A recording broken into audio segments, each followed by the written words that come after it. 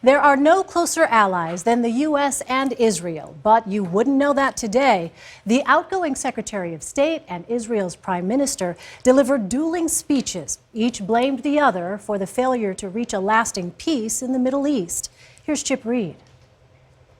Friends need to tell each other the hard truths, and friendships require mutual respect. In an impassioned speech, Secretary Kerry defended the administration's decision not to block a United Nations resolution condemning Israel for building settlements in the occupied West Bank, a resolution that also condemns Palestinian violence. In the end, we could not, in good conscience, protect the most extreme elements of the settler movement as it tries to destroy the two-state solution.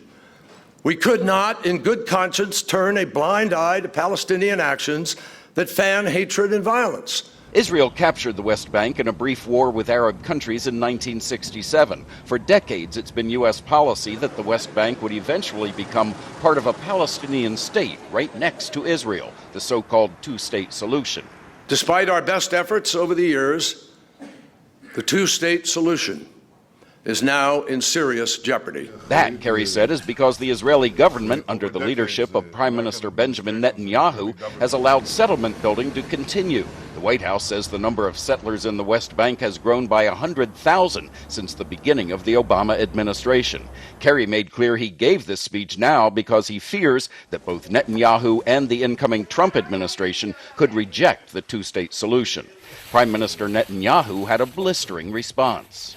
Israelis do not need to be lectured about the importance of peace by foreign leaders. It is not Israeli settlements that are blocking the road to peace, he said. It's the Palestinians. How can you make peace with someone who rejects your very existence?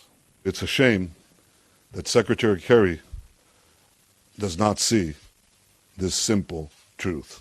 In a statement, a top Palestinian official responded, "The minute the Israeli government agrees to cease all settlement activities, the Palestinian leadership stands ready to resume permanent status negotiations, leading to Palestine and Israel living in peace and security side by side."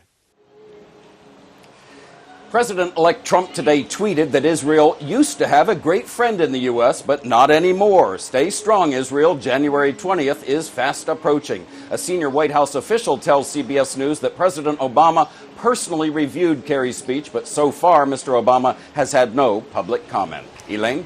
Chip Reid with the president in Hawaii. Chip, thank you.